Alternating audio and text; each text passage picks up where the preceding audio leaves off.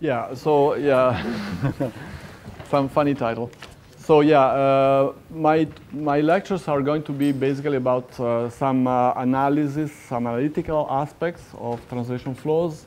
I will also probably at the end continue with the same approach, but cover also nil flows, or some nil flows.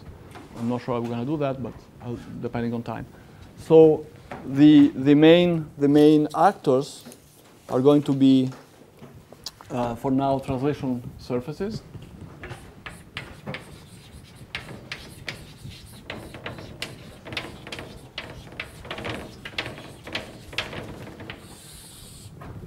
And well, I guess at this point you know about translation surfaces. Let me just point out that for me, I will look at translation surfaces in a certain way, which is convenient, and so the notation will reflect that. So of course we have some surface of some genus G, which will be maybe the Taurus also. G is a genus. On this surface, there will be a finite set of singularities.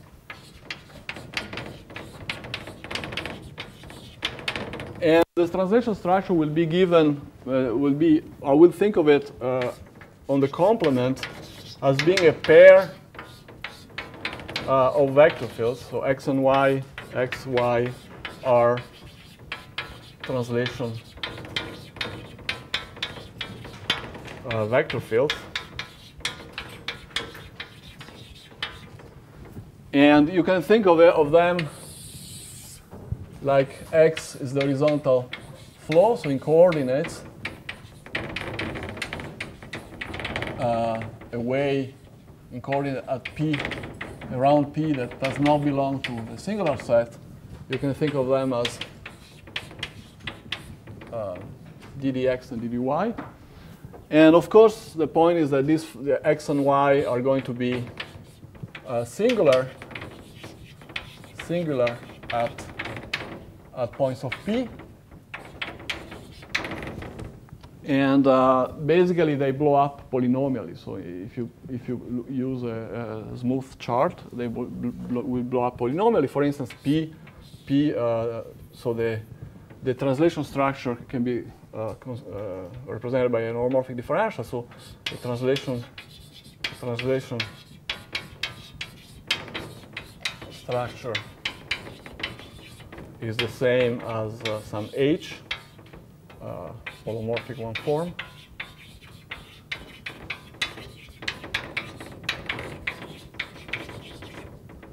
And at p, near a singular point, h will look like zk dz. This will play a role later. And so the vector fields will look like we'll have to contract to h, to the metric of h with size 1. So essentially we have that 1 over zk ddz, and the real part of this is going to be x, and the imaginary part of this is going to be y. So this is just to say that if you have a, oh, by the way, the integer k is related to the total angle, right? So the angle at p is 2 pi k plus 1. So of course, if you have any questions about what I'm saying, ask me, because there were courses last week as well. So I'm sort of assuming that this is more or less clear, but so okay. So this is my say. I will focus for some reason on the horizontal flow. Of course, by rotation, the horizontal flow and the vertical flow are the same. So just for sake of notation, I will look at the horizontal flow, x, and what is the cohomological equation?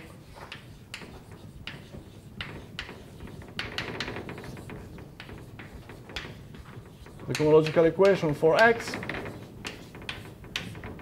is just a linear equation for x as a Lie derivative. So it means that we are trying to solve, so given f, which we think is smooth, we want to solve solve for u. So what's f? Oh, given f smooth, this is on n.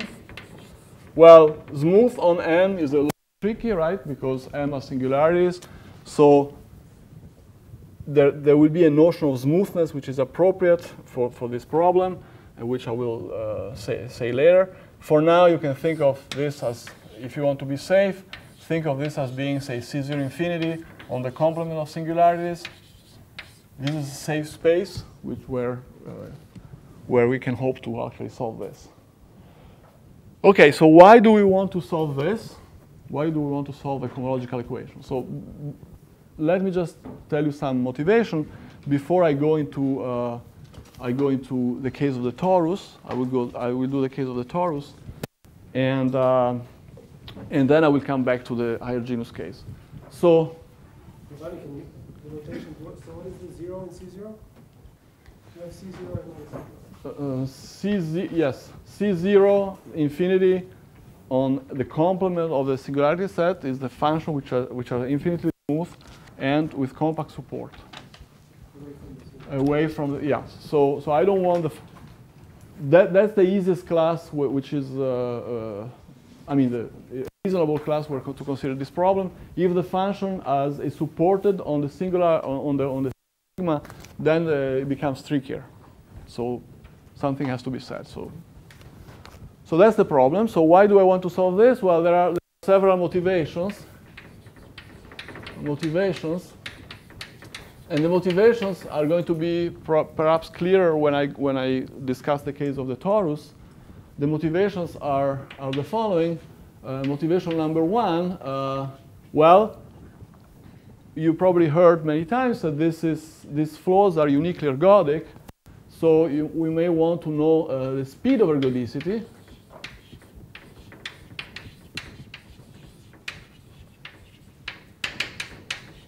Speed of ergodicity for the flow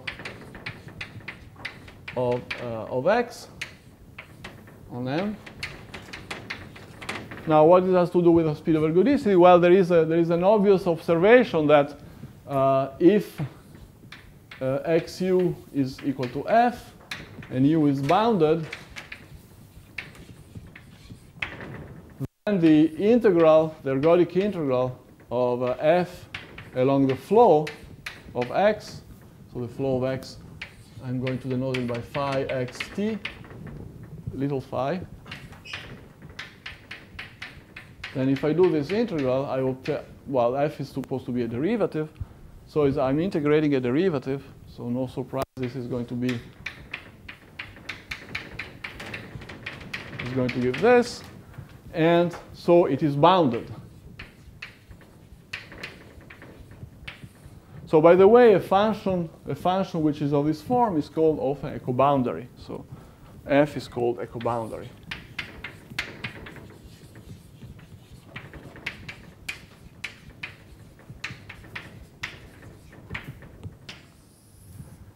And you may also know that there is this is easy, but there is a theorem, usually goes under the name of Gottschalk-Edlund, which has several versions, which basically says if, for instance, Gottschalk-Edlund says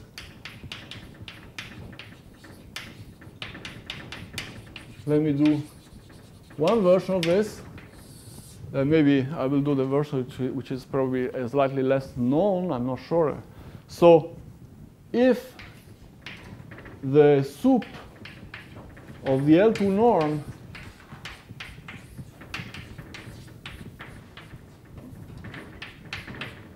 so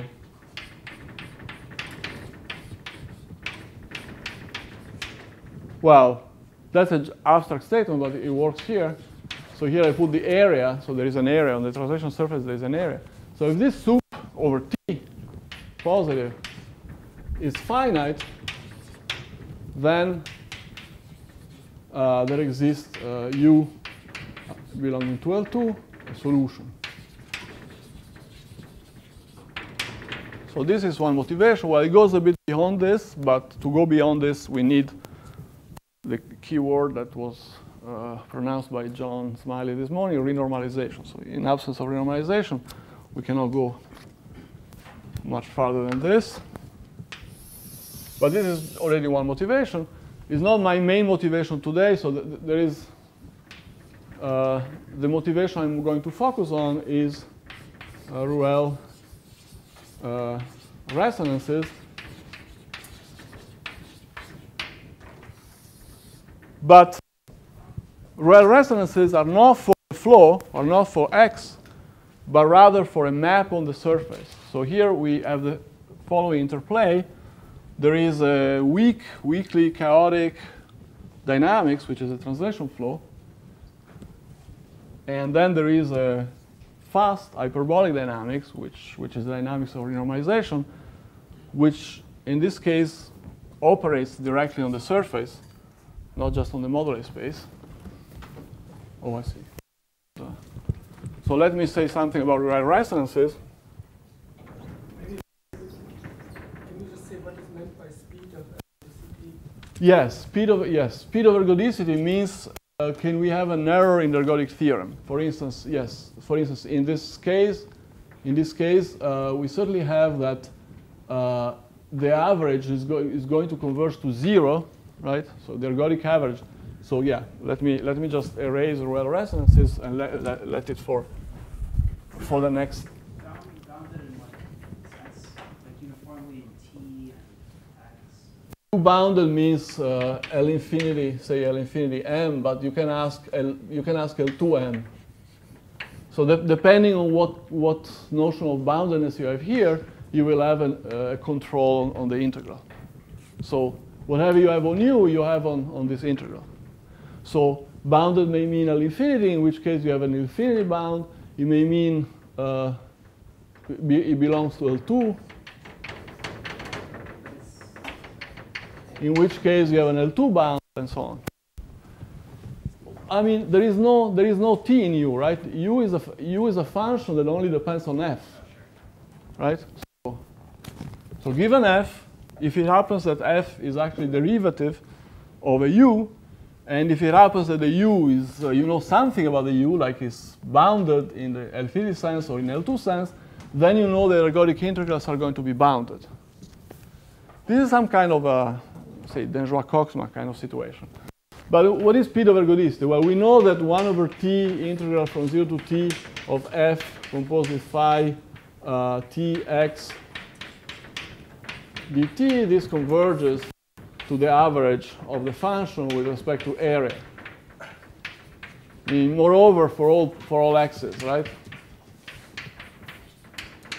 Well, this is not always true, but it's true for almost all x. Right? So that's a unique ergodicity statement that goes back to Mazur and Mazur-Smiley, Kerckhoff-Mazur-Smiley. So the question is, well, now I like to know what is the size of this difference, right?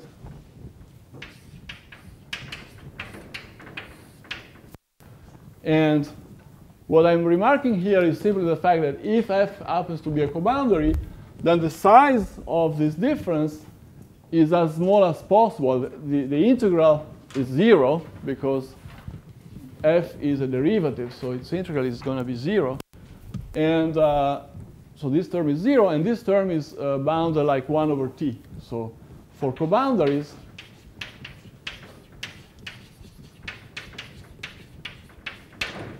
the size is like one constant over T. The constant will depend on F. As the T gets large, it will be like 1 over T. And this is the fastest convergence of ergodic integrals that you can hope for, basically. So it happens for coboundaries. So does it answer the question? Yes? No?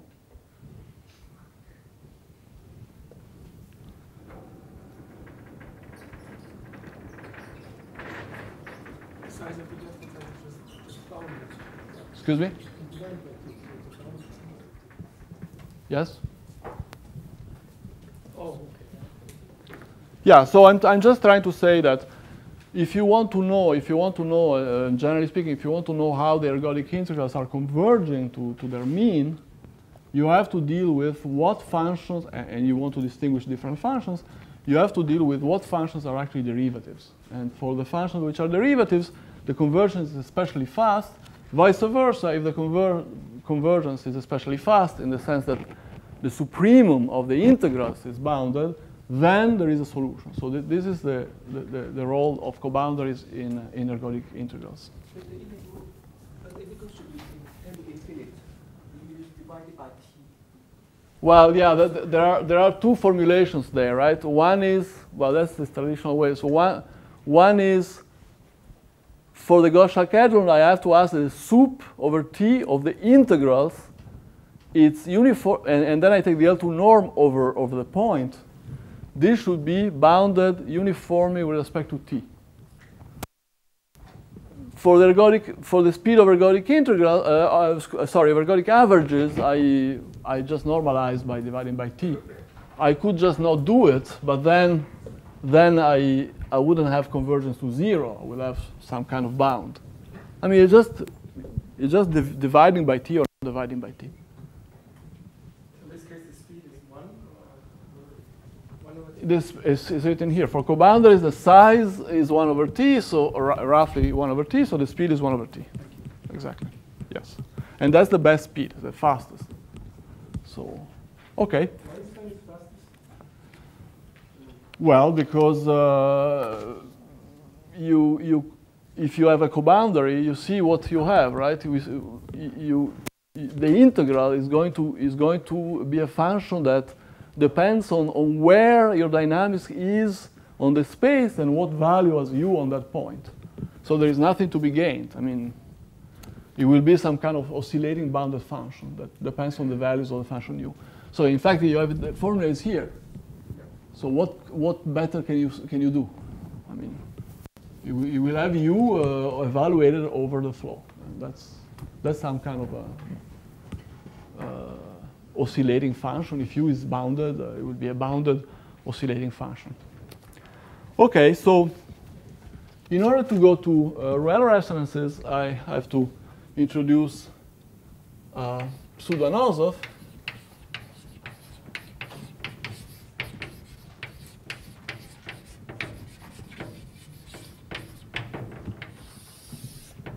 So for me, here a pseudo-Anosov map. So first of all, is a map that will send the surface into itself, right? So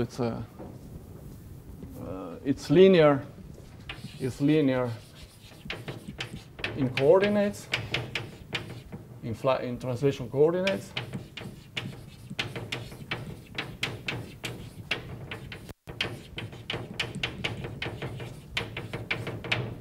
And in fact, moreover, it is hyperbolic. And the main point here is the following, that there exists a pair. So if you want a translation structure, that is, I use the pair of horizontal vertical, such that when I act with my map phi on x, I get some multiple of x. And when I act with my map on y, I get another multiple of y with inverse coefficient, and the coefficient lambda is supposed to be some number larger than 1. And well, this definition also implies that phi preserves area.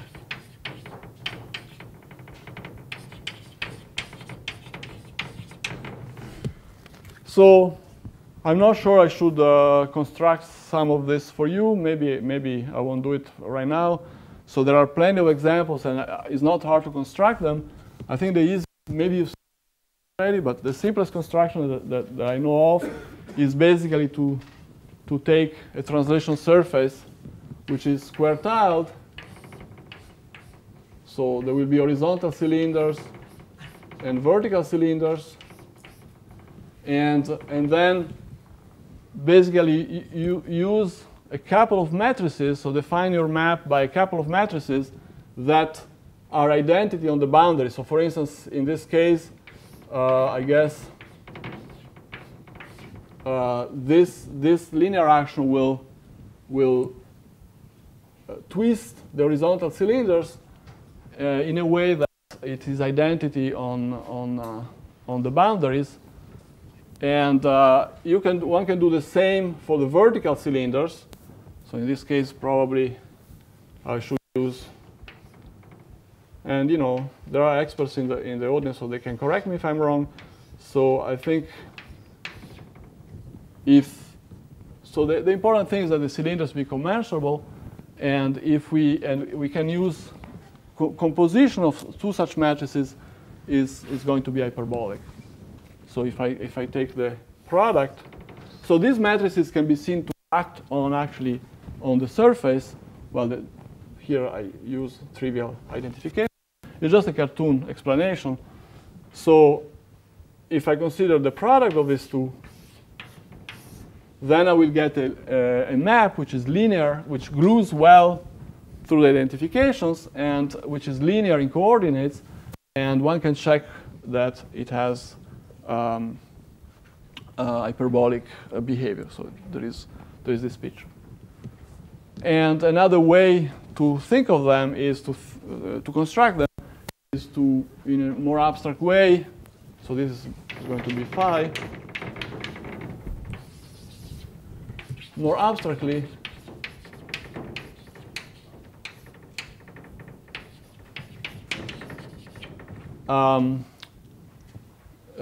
pseudo-Anosov maps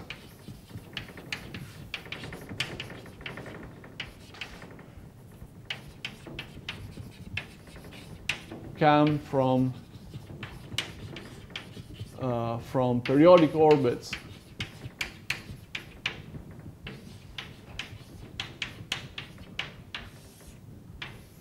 of the Teichmueller flow.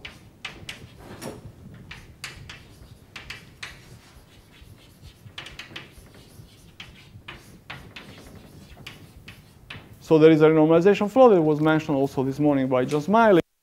That flow is hyperbolic, is a flow in a moduli space, and there is a closing lemma, for instance, for this flow, meaning that if you have a long recurrent trajectory, you can sort of move a little bit and get a closed orbit. And whenever you have a closed orbit for the Teichmueller flow, you have, from the fact that the moduli space is a quotient over the action of diffuse, whenever your orbit closes, it means that there is a diffuse that does exactly this.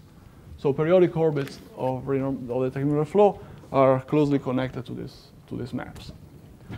So what do I want to do with these maps? Well, I want to explain, and here I should say that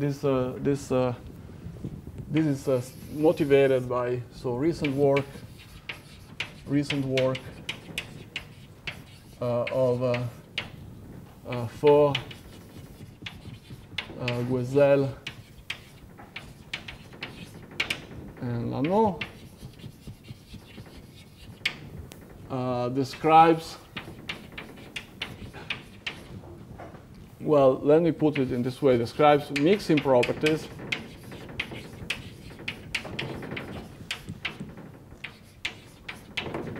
well, mixing asymptotics. I'll be clear in a moment.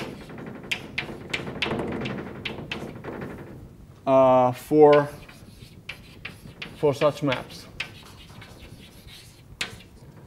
And what I want, so I'm not going to explain their work. I'm just going to explain how their work relates to cohomological equations. So one motivation to solve the cohomological equations is also to study mixing asymptotics. On the other hand, the method that they have of studying the mixing asymptotics can also be used to And indeed, it is used to solve cohomological equations. So it is a two-way street. Basically, they are going one way, and I'm going to lecture about how you go the other way. And I will make comments why this contribution is important and how it relates to other problems. So what do I mean? Such maps, I mean pseudo-Anosov.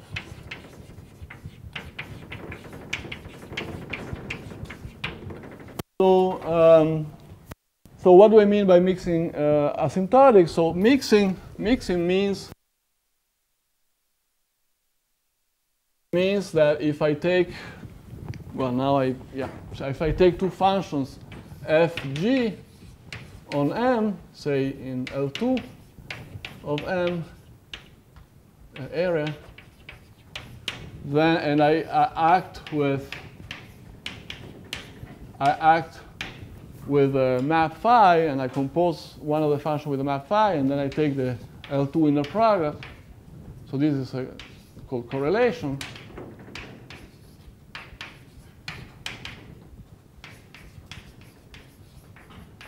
So the correlation, this converges to the product of the integral of f times the integral of g. Mixing. Now, as often on n. So as often we can assume that f has zero average, or either one has zero average. So this term gets to be zero, but that's what we like to say is that this is we want a control on lower order terms. So we like to say that in fact. So here there are some coefficients that depend on f and g. And here there is n to some power. Let me use the same notation I use in notes. Otherwise,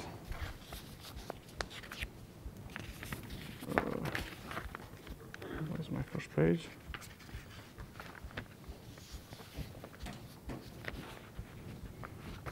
Where's my first page?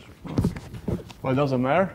So here there is a sum over certain number lambdas in some set R, and then here there is some sum of I going from 1 to some n lambda, and here there is some coefficient ci lambda that will depend on f and g. And here there are some powers. There is n to the power I, and then lambda to the power n. Yeah, that's and this is in asymptotic terms, in the sense that if we stop at some point, the error is going to be lower order than what we have. Now n lambda is some accounts for some Jordan blocks. So there is some multiplicity in the spectral representation.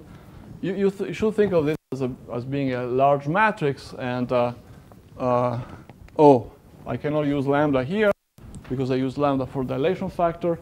So let me call this rho for Ruelle or something. So that's the kind of the number rho. Wait, you changed rho once, but not twice. So n rho. Yeah, CI rho, yes, thank you. Yeah, I use lambda, but I cannot use lambda because that's the dilation factor. Yeah, thank you. Yeah, I don't find my first page. Okay, so that's the form of the asymptotic. It means that there exists a set R. There exists a set of numbers R. The R are like 1 is larger than R1, like this. And, or maybe you can call it R2. But there is a sequence of rows. And then there is a sequence of n rows, which are multiplicity of the rows and that account for Jordan blocks. These are sort of coefficients that depend on f and g. And the behavior of this correlation has an asymptotic that fills the powers of these numbers. So why it is less than 1? Huh? Why it is less than 1? Why? It is less than 1 over 1. Well, 1 is supposed to be here, and so here it will be the rest of the expansion. No, it doesn't work. Yeah,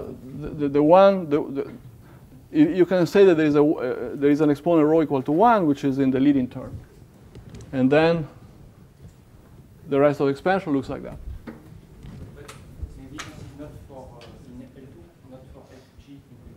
Yeah, absolutely, yes. This is a sloppy thing. Of course, the mixing is for F and G and L2, but for this to happen, usually is that for F and G are going to be in some space of smooth functions.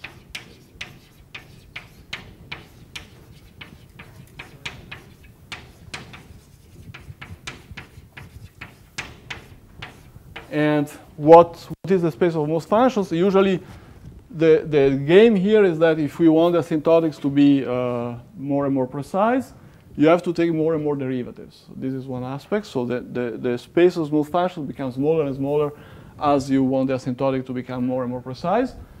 But there is also, again, for pseudo-Anosov, there is the issue of what we do with the singularity. So this is in fact a problem where the appearance of singularities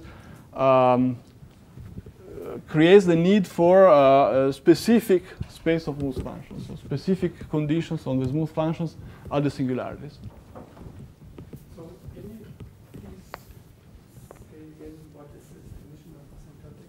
Yes. So what we like to have is an expression. Well, what we like to have is a set of numbers, these Ruelle resonances, and a set of functionals, Ci rho, such that we have an asymptotic, such that for functions in some reasonable class, f and g, smooth functions in some reasonable class, we have an asymptotic expansion of this type, which means that if we stop the asymptotic expansion at some point, like we don't look at all, the set R will be in general an infinite set, not always, but if we stop the summation here as finitely many elements of the set R, then the remainder in the difference between the correlation and this sum is going to be lower order than the sum itself. In what sense?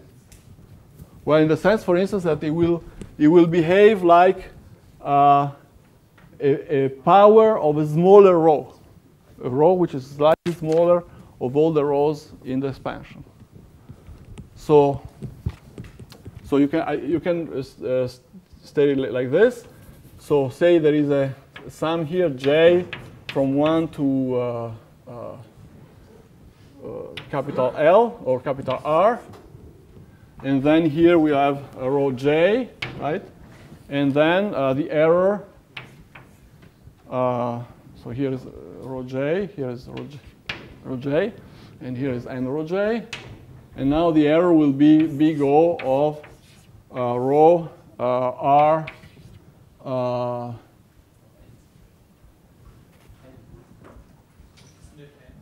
no, it's a rho R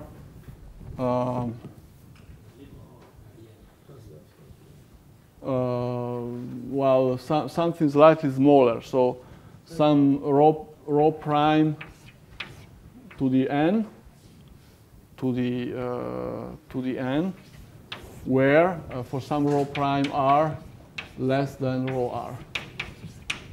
And I'm just stopping at rho R. So that's the idea. So I want the error to be a smaller order, and I want to gain some small power, typically. So in the asymptotics. So I have a question. Yes. You said that sometimes the sum is infinite. Well, exactly. So If the sum is infinite, it's an you asymptotics. use it as given, and you don't usually make it assumption that the coefficients also converge. No, but I'm not going to sum. I don't want to address the question of if you can sum this. No, this is an asymptotic expansion. It means that yeah, absolutely. So it's a formal series, if you want. It's a formal series with a property that if you stop after finitely many terms, what you are neglecting is going to be smaller order compared to the smallest term in the sum. So that's the notion of asymptotic expansion. So it doesn't need to converge. It just needs to have the property that when you truncate and you look at the difference with the object you're trying to approximate, the error will be lower order. So that's the idea, I guess. Can you say again, what is the word of mixing at the top of the tower? Mixing is just the property that the correlation converges to the product of the averages of the functions. So this is more. This is more. So this is a little bit like speed of mixing, or it's asymptotics of mixing. Is a little bit like what I was saying about speed of ergodicity. You want to make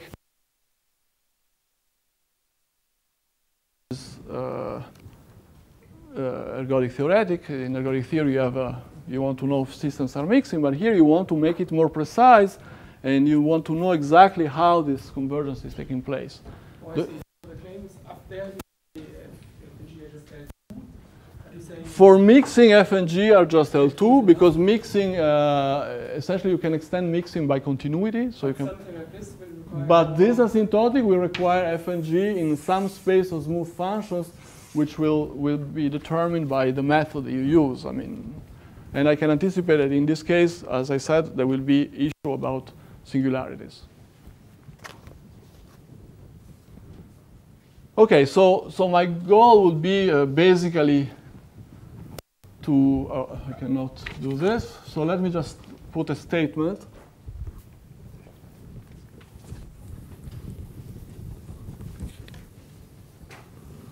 But again, it would be better if I could find my page 1. Maybe it's still in my backpack.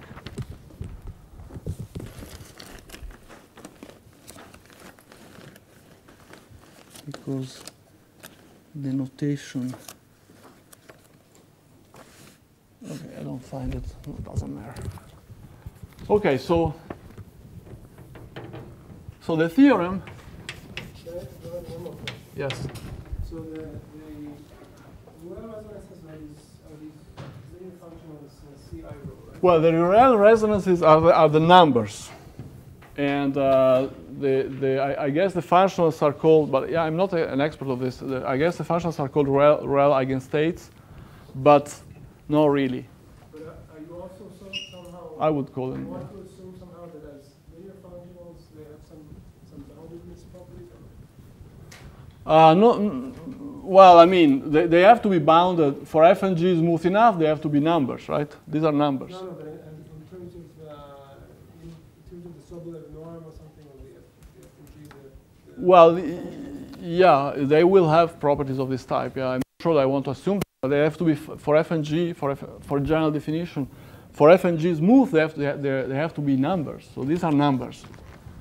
So for any F and G, well, one specification sometimes given is that I need to have some F and some G such that this is not. Otherwise, if this is completely trivial, always 0, I'm not going to put it in the asymptotics, but this is. No, but I'm worried about the situation where this can blow up depending on F and G. You don't care about how it depends on. No, I care. Of course, I care. In fact, in fact, whatever proof of this you give, the C's are going to be linear functions F and G, which are continuous with respect to some smooth norms. Yeah. This is just kind of general, general vague definition. We are aiming for something like that, and then there will be features that are added by the proof. So the theorem is that it's really for Gouezel and Lanneau about the Ruelle resonances. Let me, maybe Ran will forgive me if I give just a very slice of the results. But basically, it goes more or less as follows. So if we have the action phi acts on, so the pseudo-Anosov map acts on the cohomology.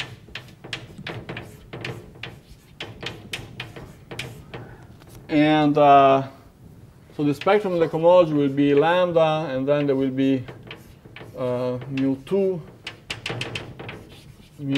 well, for some reason I decided to note it like this. Well, this is not strictly speaking correct. I should take the absolute value here.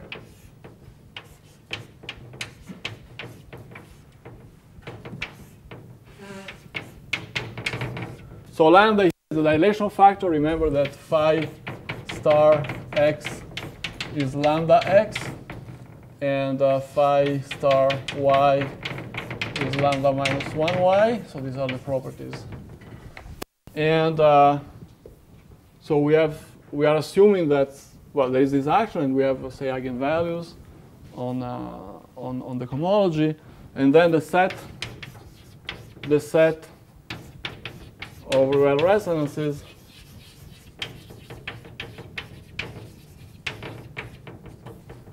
is the set. Well, there is one.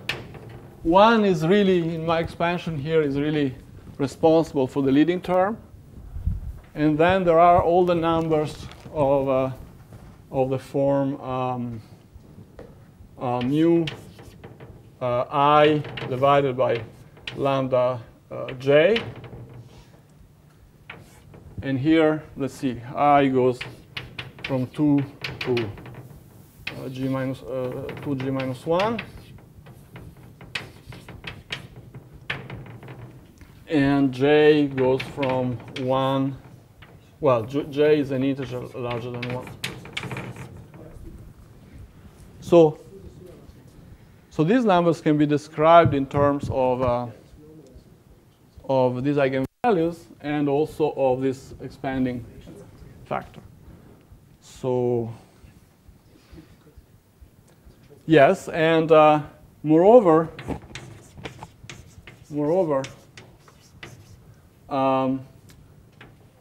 mu I divided by lambda j as multiplicity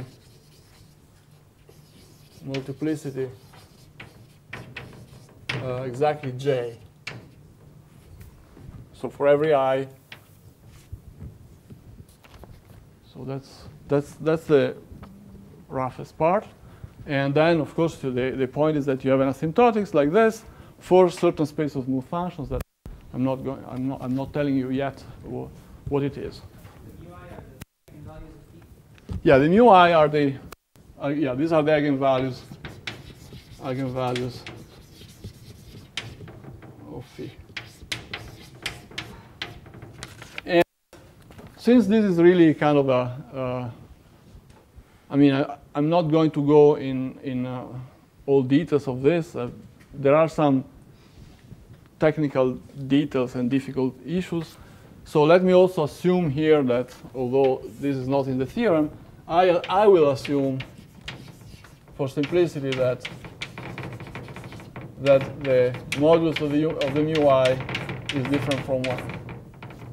So I don't want eigenvalues on the unit circle. This is a simplifying assumption that spares some trouble. I'm not sure it's so crucial, actually, but. Okay, so let me now explain what is the situation for the torus. So now I kind of you can say that this was my introduction. So is it a consequence of Perron-Frobenius? What? Perron-Frobenius tells me that lambda is real and is larger than mu2 in absolute value. That's Perron-Frobenius. Perron-Frobenius is here. Oh, difference of 1. Yeah. So this is Perron-Frobenius.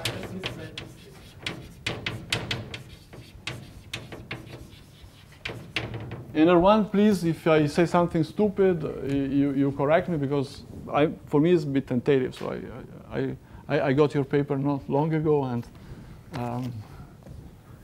that's really the simplest part. Now, let me explain quickly how the proof is for the case of the torus.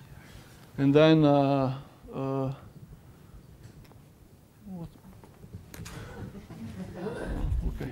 Yeah, so yeah, and then I guess in my next lecture I will explain how it goes for the higher genus case. So the torus, the torus is very special, but it will give you a flavor of what's going on. So in the torus case, say phi is going to be, say, 2, 1, 1, 1. If my memory doesn't betray me, this is something called Arnold's cat or something like this. So this is an hyperbolic automorphism of the torus. So acting on T2. So please, I will maybe go a little bit quick. So because some of these things are very familiar to many people. So please do stop me if you think, I mean, if you want to know more, if you want more details. So we can do our linear algebra here and find two vectors that on the torus we can interpret as vector fields, x and y, such that the action of phi on x is lambda x, where lambda is larger than 1, and likewise, right? So this is not a pseudo-Anosov, this is Anosov. So this is Anosov, linear Anosov map, Anosov D field. So lambda here is 3 plus square root of 5 over 2, something like this. Is that correct? So anyway, so that's the picture. Now, great. So how I'm going to prove that this guy is mixing? So the first thing I would like to do is an idea of how I'm going to prove that it's mixing. Well, on the torus I have Fourier series. So I'm going to look at first, although it doesn't seem to be very natural, but it would be a quick way to get very good asymptotics. I want to solve the cohomological equation xu equal to f. And well, we know that f has to have zero average, so let me say that for f zero average. For f zero average and smooth.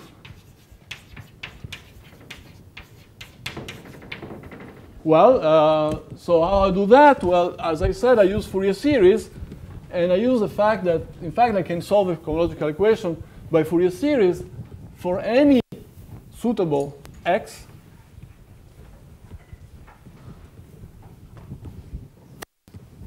So on the torus, our x will look like alpha 1 ddx1 plus alpha 2 ddx2.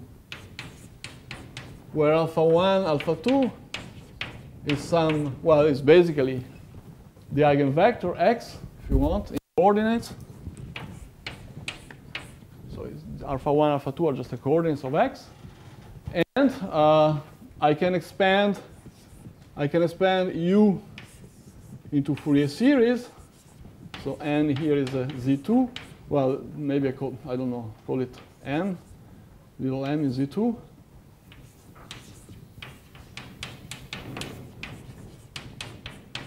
And of course, I do the same for f. And f here, I'm not considering so this is a zero average function. So since it's a zero average function, the zero component is not there. And here there will be fn e to the 2 pi I mx as well. And the main point is that when I do the x on exponential 2 pi I mx, what I find is 2 pi I n alpha exponential 2 pi I mx. So there is this miracle, in a sense, that is very special to the torus, that the eigenfunctions, the exponentials, which are eigenfunctions of the Laplace operator, are also eigenfunctions of the translation flows. So I can easily solve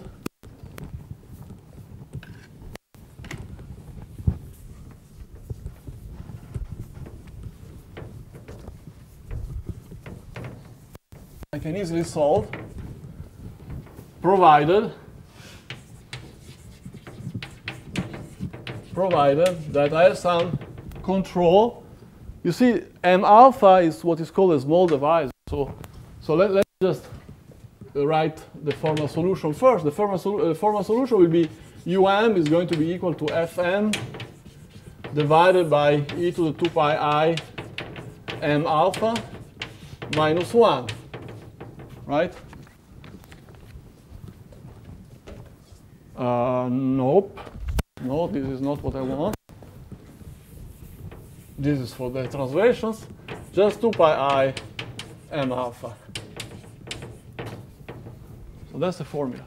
Now you notice that if F0 has to be 0, that's the average condition. F0 is 0. And now I need two things. Fm decays fast, and some control for M alpha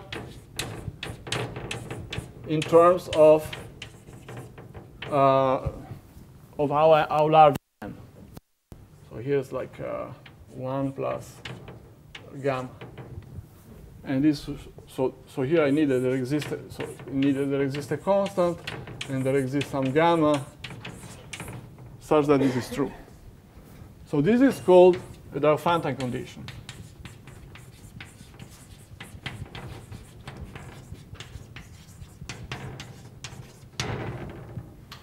Okay. So if I have this, f decays fast, like say 1 over n to power n, some large power.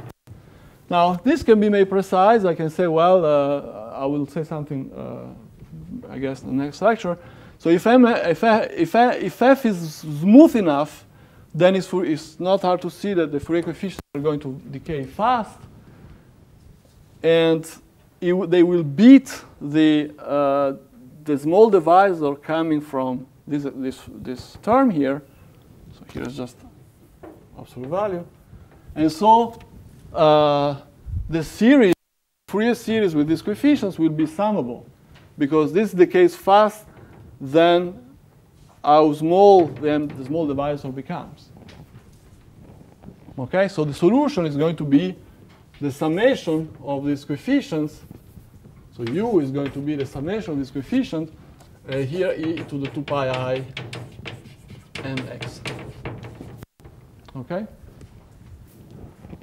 So you not solve provided, you mean solve provided definitely condition? Yes, provided, yeah, this is formal solution, but in order to have this convergent, you need a Diophantine condition, which is here. You need sufficient smoothness and the Diophantine condition. And then the solution will make sense because, say, these ratios are summable, for instance. Then you can discuss L2 norm. Yes, question? So Fn decays fast means that like F is smooth. What does the Diophantine condition say about F? The Diophantine condition is a condition on the dynamics, on the flow. So the flow x, which is the flow along the unstable of the Anosov, it's a constant flow with slopes alpha 1 and alpha 2, or with vector alpha 1, alpha 2. And this slope has to be Diophantine in the sense that, in this sense, well, I should add here that for all n in Z2 minus 0, right? So this condition says that alpha is Diophantine if there exists a constant positive constant c and another constant gamma, such that a bound of this type, this bound is true for all n different from 0. So that's the Diophantine condition. If we have a Diophantine condition, then for sufficiently smooth f, we have that u is indeed a function, even a smooth function. And we have some loss of derivatives because of this power here. U is not going to be as smooth as f, right? So do you want more details on this? Okay, so this is some kind of irrationality, very particular irrationality condition on alpha. Yes, it is an irrationality condition on alpha. Exactly. This says that alpha cannot be approximated too quickly by rationals. by rational points. Exactly. That's exactly what it is.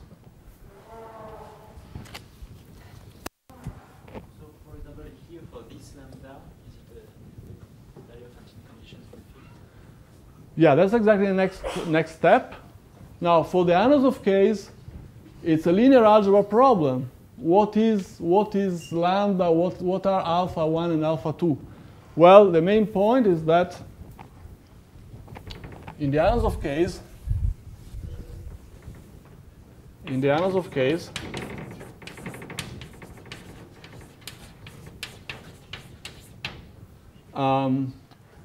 lambda, the eigenvalue, is a root of a quadratic equation with integer coefficients.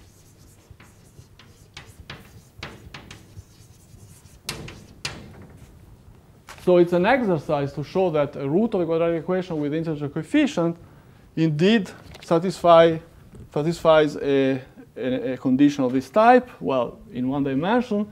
And it also follows that the eigenvalue, so alpha 1, alpha 2 is the eigenvector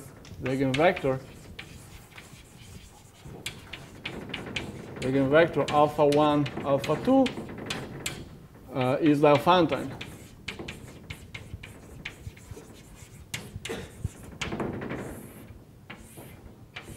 In fact, it's Diophantine with the smallest possible gamma. I think never remember his gamma is here. I think gamma should be 0 here. But I may be wrong about with gamma 0, gamma 1. I think gamma is 0 in this case. Gamma is measuring the loss of derivatives? Yes, gamma will be measuring the loss of derivatives. Absolutely, yes. If you do the exercise, if you compute u and you see that, you can still, every time you take a derivative of u, there will be an m that comes down from the exponential. And of course, it will be okay as long as this ratio is sufficiently decaying with m. But of course, there is a price to be paid by the fact that this small divisor may be very small, and gamma exactly measures that. So it's absolutely correct. Well, all right, so this is more or less, I mean, if you have questions about this, maybe I will answer them or I will go back to this next time. Let me just, in the last 2 minutes, 2-3 minutes, let me try to explain how this applies to the mixing and in fact to Ruelle resonances. This is a very simple remark, so it will take really. Notice that what we have here is that for any function with zero average, we can actually solve for the cohomological equation. So that's a specific case of the torus. It's very special for the torus.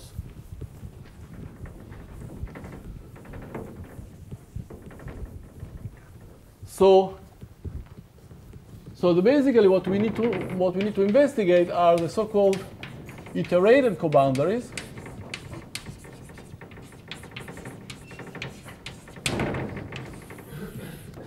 And this simply means that f is a k iterated coboundary if, well, there exists u, and again I will ask that u is at least L2, such that x k u is equal to f.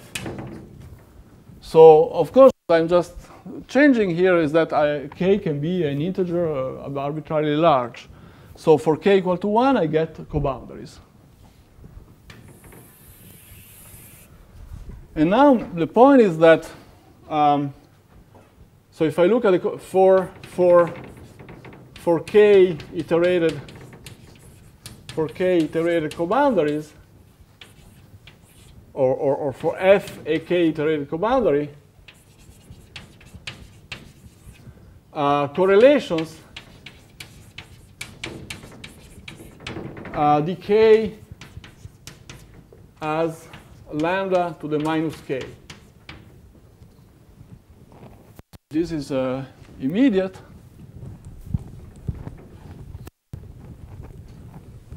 I mean, almost immediate. Well, we need some smoothness on the power G, but the calculation is simply. G or G should also be there? Yeah, no, G doesn't have to be a k-iterated coboundary. G is smooth. You will see exactly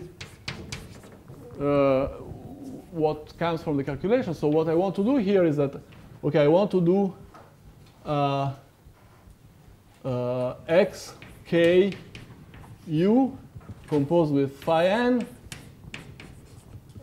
g, because this is my f. And this is the same thing as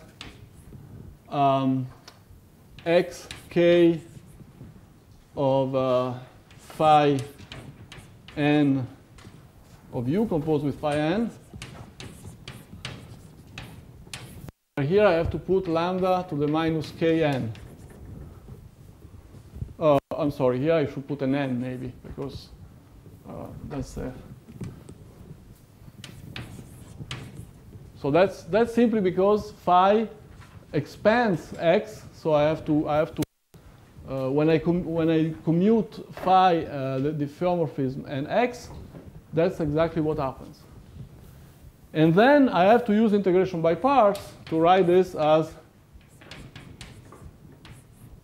u composed with phi n, and then here I will have x, well, xk g, and here maybe also a minus 1 to the k, because integration by parts gives me a minus 1 at every step.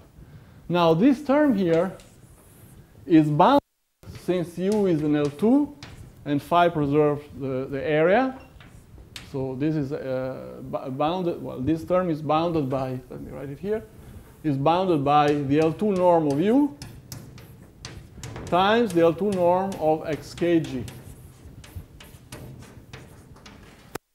And so it's finite, and this proves exactly that for every k iterated coboundary, the speed of correlation is, well, the real resonance is, I mean, there is no such a thing, but the speed is lambda to the minus kn. So you get exactly lambda to the minus k to the power n, where n is time. And of course, for the torus, every sufficiently smooth function is a k-iterated coboundary, because zero average. And so you can solve, given a zero average function, you can solve with a function which is still zero average by adjusting the constant. And so you can go on like this. So on T2, every f sufficiently smooth and zero average is a k-iterated coboundary, and if f is infinity, then it's for all k. So clearly, the maximum k depends on how smooth f is, because every time you lose derivative, so one can calculate exactly how smooth f has to be to get to a certain k, but it's clear that if f is infinity, the solution is going to be infinity. K is arbitrary. So conclusion of this, on the an Anosov map on the torus has no Ruelle resonances except for one. There is only one number that plays a role. The asymptotics, you see, this can be made arbitrarily small, arbitrarily fast, but just provided the function is sufficiently smooth. So next lecture, we'll see how this changes in the case of homogeneous surfaces, and we will use the same idea. It's exactly the same idea. We want to solve the Chronological Equation, find k-iterated coboundaries, and apply the same simple argument to get the result. So that's all for today.